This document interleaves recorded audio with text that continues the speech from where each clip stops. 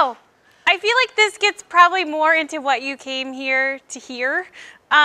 When we started talking about this training, the coalition, one of the things that we really talked about was that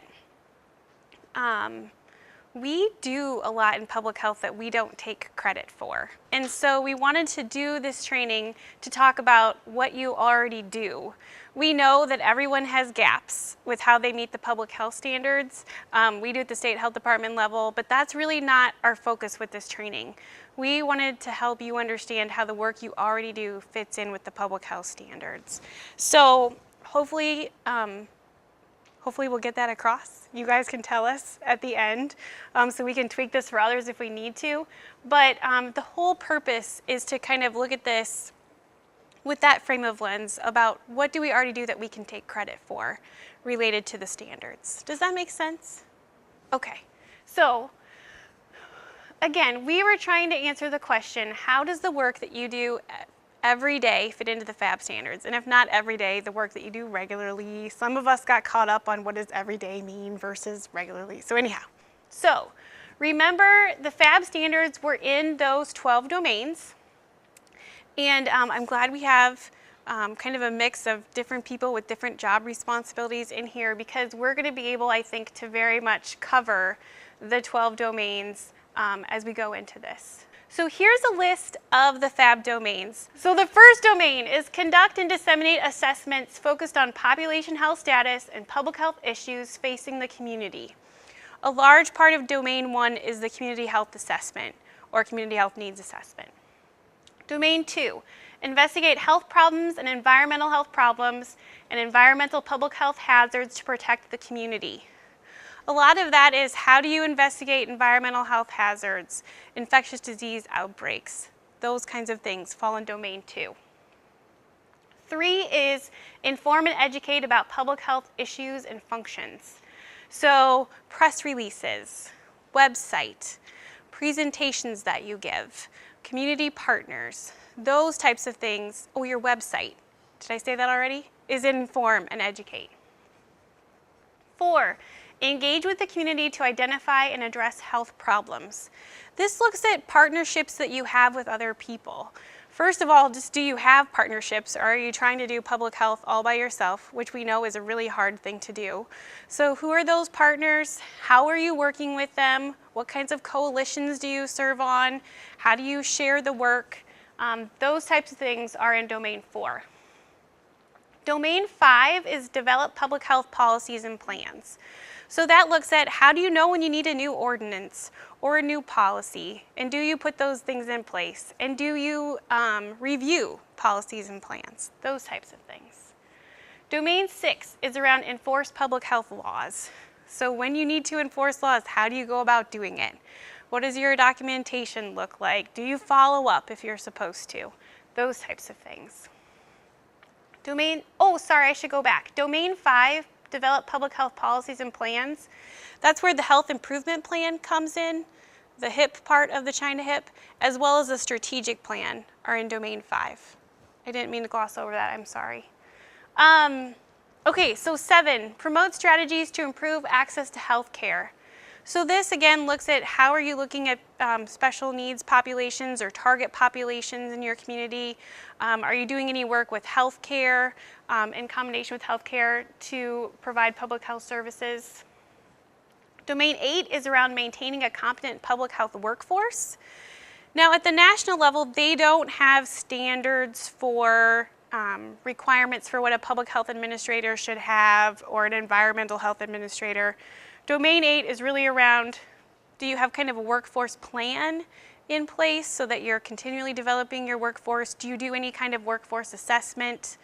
A little bit about new employee orientation, recruitment and retention, some of those kinds of things are in domain 8. Domain 9 is evaluate and continuously improve processes, programs, and interventions. Domain 9 looks at quality improvement and performance management in domain 9. Domain 10 is contribute to and apply the evidence base of public health. So that looks at how do you work with schools of schools and do research? How do you stay aware of the need for new policies and procedures? Some of those kinds of things. Domain 11 is maintain administrative and management capacity. It's HR, human resources policies, contracts, memorandums of understanding, your budgets, those types of things are in Domain 11. Also things like keeping your workplace clean, handicapped accessible is part of that. And then 12, maintain capacity to engage the public health governing entity. This looks at your relationship with your local Board of Health or the State Board of Health in our case. How do you work with them? How do you orient new local Board of Health members? Do they understand their responsibilities? Do they understand your responsibilities? Those types of things. So that's Domain 12. It's a really quick overview. So, and again, they have Domain 11 and Domain 12 to capture those administrative things that we think are important. To me, that was very telling that they did this on the national level because I'm just as guilty of it. Sometimes that administrative stuff is easy to just kind of push aside and say, I got to put out these fires, I got to do this stuff. But really, I think FAB's acknowledgement that we need to do those things in 11 and 12 is kind of that reminder to me that those things are just as important as some of the services that we provide, just to make sure we have all our ducks in a row. As we kind of thought about the progression of this training, we thought, let's give you some examples. So we've kind of gone through the domains, but let's give you some examples of things that you probably already have in place that you could produce as documentation today or relatively easily if you needed to. So the first one is policies and procedures. We all have to have policies and procedures. So ones that are examples that you could potentially submit. If you have an immunization, a bloodborne pathogen, what you're going to do in a disease outbreak. Human resources and personnel policies and procedures. Financial operations. Employee orientation, grants to counties, tobacco use. Some of these are ones you're required to have if you have the local public health services contract. The grants to counties you're required to have if you have grants to counties, tobacco with tobacco funding, and then disease outbreaks, a lot of that is through the EPI manual, and then how your contact information happens locally, the 24/7 contact information, all of those things are policies and procedures that you could give as examples to FAB of that. But those things that you have are things that can be submitted. So they're not things you're going to need to reinvent. FAB wants these things to be updated every 5 years.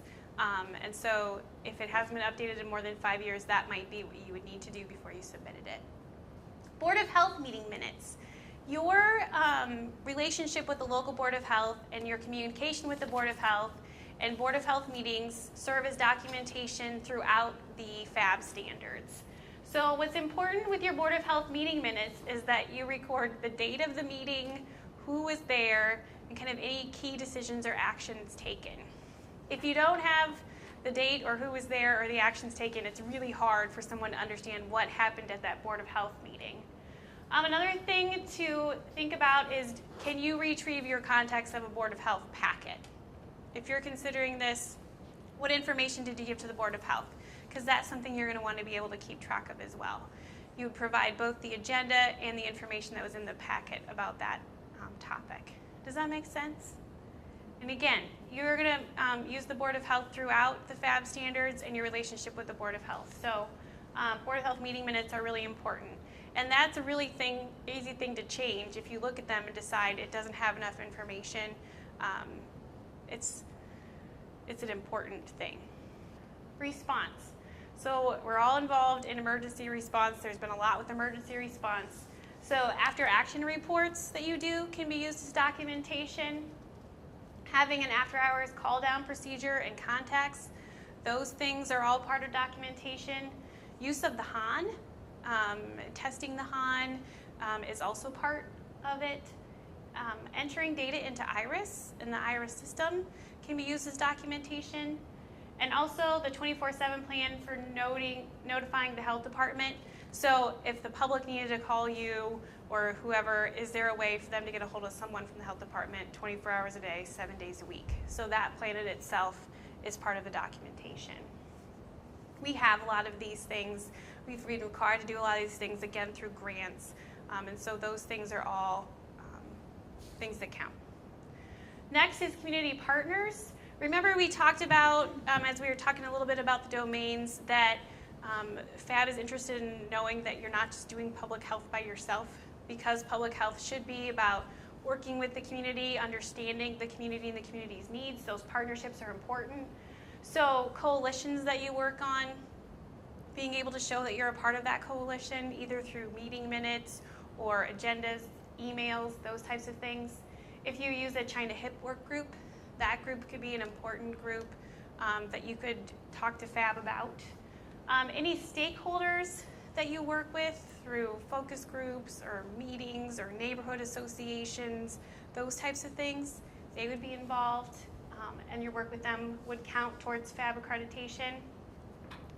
A lot of us do work with schools in our communities, especially if there's an outbreak or something happens. Nonprofit agencies, other government entities, so work that you would do with the fire department or police department, those types of things.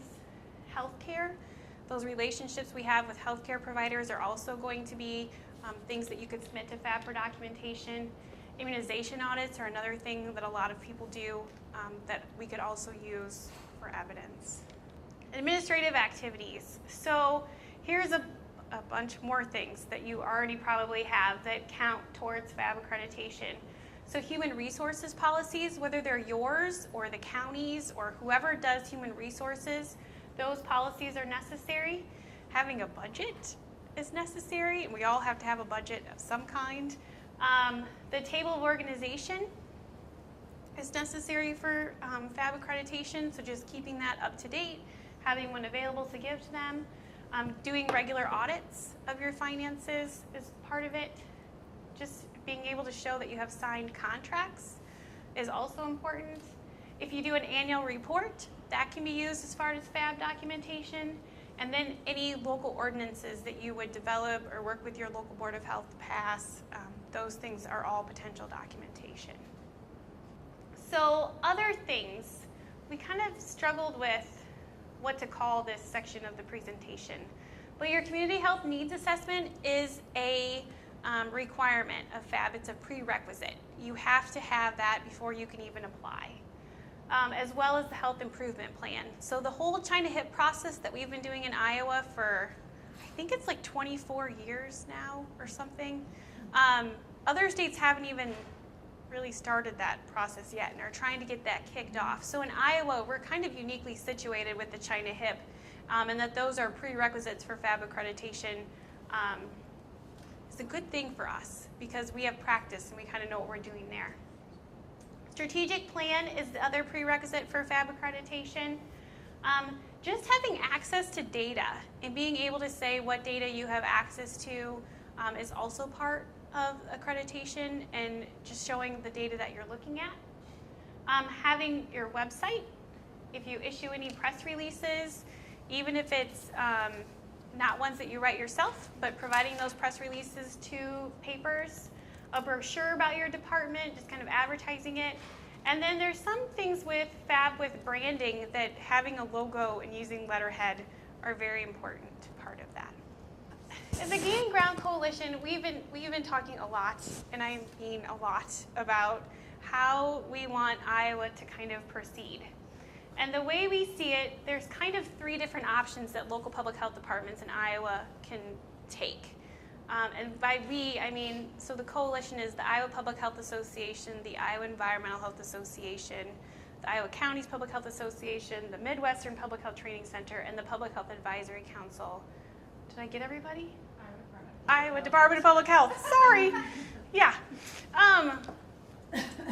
So we kind of see it going 3 ways. So we think that departments in Iowa could either pursue accreditation, decide that they're not going to do accreditation, but become familiar with the FAB standards and do some work with the FAB standards, or people can watch and wait and do nothing, which is kind of the third choice.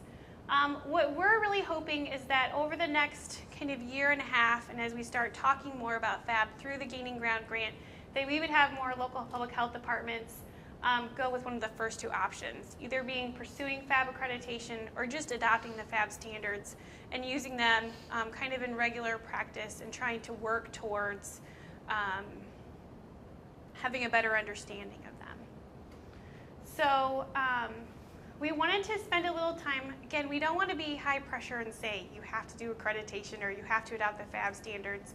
But one of the things we felt we needed to do was talk to you a little bit more about what does it mean to go for accreditation and what does it look like. So we're going to spend the next couple of minutes talking about the national accreditation process, just in case you have any questions about that. And then we'll kind of circle back to where we just left off. Does that make sense? Okay. So the first thing that we wanted to remind you of or tell you is that with accreditation, we are not at the front of the pack. There are lots of people who have gone before us, lots of state health departments and lots of local health departments who've gone before us. And there's this general feeling across public health in the nation that we don't want anybody to have to reinvent the wheel. If something is out there, it's being shared. There are large repositories of documentation that's been submitted to FAB for us to pull from. There are quality improvement plans and strategic plans just floating out there for you to pick from. The important thing is that we don't just copy things word for word, but we tweak them so how it works for us. But as far as Iowa goes, it's kind of nice to be where we are because so much work has been done that we're going to be able to tweak things versus inventing them. Does that make sense? So try not to think that you have to do it all alone because there is stuff out there and lots of stuff out there. Sometimes an overwhelming amount of stuff if you really get into it. So other things that you really need to know about if you're thinking about applying for national accreditation, we've talked about this a little bit. FAB has those 3 prerequisites. The first is the community health assessment. We call that in Iowa the community health needs assessment. But the community health needs assessment and the community health assessment are the same thing, okay? So that's the prerequisite. The community health improvement plan is our HIP part of the China HIP. And then a strategic plan is also a prerequisite for accreditation. FAB lays out kind of guidance about what types of things should be in a strategic plan. And like I said, there's lots of examples floating around. The last time we did the evaluation committee survey, we know that about half of local public health departments didn't have a strategic plan. And so we're trying to figure out now, has there been an increase in local public health departments with a strategic plan? Because if there's not, that's one thing we think we need to provide training for through the Gaining Ground work. Other biggies. So FAB doesn't consider these prerequisites, but as far as a resource lift and looking at developing things, you also have to have a workforce development plan, which includes an assessment of your current workforce and their competencies and abilities, and then kind of a training plan about how you will develop them with competencies. It also looks at recruitment and retention, some of those kinds of things. A quality improvement plan is required, as well as a performance management plan. And again, these things are out there. They're not prerequisites, but you have to develop these 3 plans, what I call the other biggies, and then show how you're implementing them through FAB accreditation. So there's 7 steps to national accreditation. So all of us here today are in the pre-application phase, right? Because the pre-application phase looks at figuring out if you're ready to apply. The pre-application phase is the only phase here of the process that doesn't have really a time frame on it. You could be in the pre-application phase for 8 years, 20 years, probably not 20 years because FAB's not that old yet. But when you just start thinking about it, then you kind of look at pre-application. And so that's thinking about what would it take to apply, how are we doing at meeting the measures, kind of doing a self-assessment of where you're at. There's an online orientation that anyone is able to take that FAB provides that gives some basic information about the FAB standards, the FAB process that you can take. It's free, there's no obligation if you take the training, but it's out there. And then at the end of the pre-application phase, you submit a statement of intent to FAB. A statement of intent says to FAB that, hey, we think we are pretty close to applying. You have to give them about 6 months from the time that you provide your statement of intent to when you apply. And it just helps them kind of know what their staffing needs to be. It lets them know that you're coming so they have the right resources in place, trainings planned to accommodate you into the accreditation process. So that's the pre-application phase. Next is the application. So once you get through all of that, you submit your application. The application asks you some questions about your health department. You have to submit the prerequisites. You have to submit the fee. And then you have to complete applicant training. So applicant training is for an accreditation coordinator from your agency. And that person is the person who's going to be the liaison between FAB and your health department. It can be the director. It doesn't have to be the director of your health department. But the accreditation coordinator will go to training in Alexandria, Virginia at FAB's main office. That training is paid out of part of your accreditation fee, so you're not paying separately for that training. And that person goes to applicant training where they learn how to use eFAB, which is FAB's documentation system. They learn more about the site visit process, kind of the do's and don'ts about accreditation. So that's the application phase. So for like 88 of our counties, for all but 10 of our counties, it's that 12, what was it? 12,720. For our 10 largest counties, it does cost more, and it is based on population. The fee is for 5 years. It covers the training. It covers the cost of your site visitors. There's no extra expenses to you in that 5-year period. That's everything. Can you break that up into payments? Oh yes, you can break that up into 1, 3, or 5, or yeah. You can pay it once. You can pay it. You can pay 3 different times throughout the 5 years, or you can pay an annual fee. The first year fee, if you pay the annual fee, is higher because of the cost of accreditation coordinator training and the site visit. You pay it every 5 years. Yep. So far, they've kept the same fee. So I don't know how long they can do that. It'll be interesting to see how the fees change. Documentation, selection, and submission. So once your accreditation coordinator gets back to the department, they will have access to eFAB. You have to select the documentation that you want to submit, put it into the eFAB system. You have the opportunity to write kind of a little paragraph or a couple paragraphs about this is why we think this documentation fits this measure. And then once you get everything uploaded, you like literally hit a red button that says submit, and everything goes to FAB. Once you submit your information to FAB, they assign a team of site visitors. The site visitors are peer reviewers. They come from all across the country. They go through training to be a site visitor, and they will take an initial review of your documentation, and they will develop questions for you or have requests for additional documentation. You'll get that feedback from the site visit team. You'll have a month to respond to that. Then after that, you'll have the site visit. The site visit team is in place at your department for about 2 days. They do kind of a meeting with your key staff, the public health administrator, the local board of health, any community partners that you wish to invite, and then they do what they call domain interviews, where they talk to people about each of the domains and the evidence that you've submitted and how it's been implemented. I'm a site visitor for FAB. It seems like it was a good process. I've been on one site visit, getting ready for my second one. After the site visit team develops a report, and that report really looks at how you met or didn't meet the documentation. It includes information about opportunities for improvement as well as strengths from the site visit team. That site visit report is really important because that's what we make, or what FAB makes the accreditation decision based on. So they have an accreditation committee that's separate from their overall board that looks at those site visit reports and makes a recommendation about whether or not the health department should be accredited or have an action plan.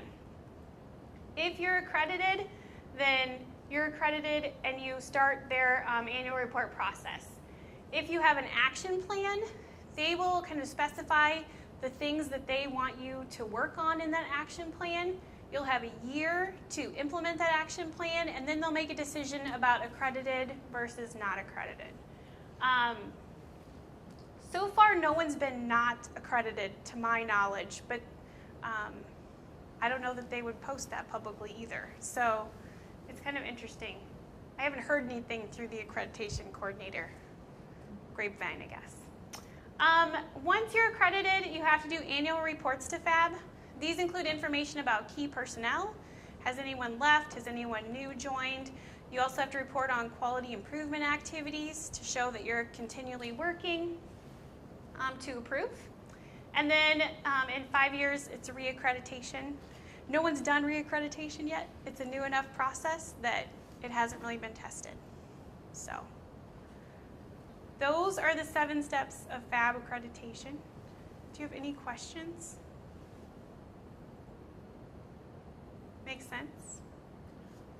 Yes? Do you think that, this is really dreamy, do you think that the Iowa Department of Public Health would ever have funding for accreditations? Well, we're looking at how we can use the Public Health Fund through the Public Health Modernization Act to help maybe offset some of those costs. The Gaining Ground Coalition has put aside some of their money to help local public health departments offset the costs of accreditation. So I do think there'll be opportunities. I'm just not sure how fast it will happen. The big point we wanted to make, so swinging all the way back, we wanted to talk to you about FAB, but it's not always about hitting a button. It's not about always saying we're going to be FAB accredited. As the Gaining Ground Coalition, we just want to support more local public health departments being willing to look at the FAB standards and looking at how they can apply them to their practice. So there's a couple groups that we think that are important for you to pay attention to as we watch kind of the FAB process, the FAB standards, and changes here in Iowa unroll. The first one is the National Association of City and County Health Officials, or NACCHO. NACCHO has an accreditation and quality improvement kind of group in that organization that are working to develop resources and toolkits. They provide technical assistance and grants around accreditation preparation. Black Hawk County has benefited from some of those grants. And so they are really working, they're funded by Robert Wood Johnson Foundation to do that work around preparing local public health departments for accreditation. They have a lot of stuff on their website that I also think is good, but it can be kind of overwhelming. They house a repository of submitted documentation to FAB from local public health departments that covers a lot of ground from all across the country.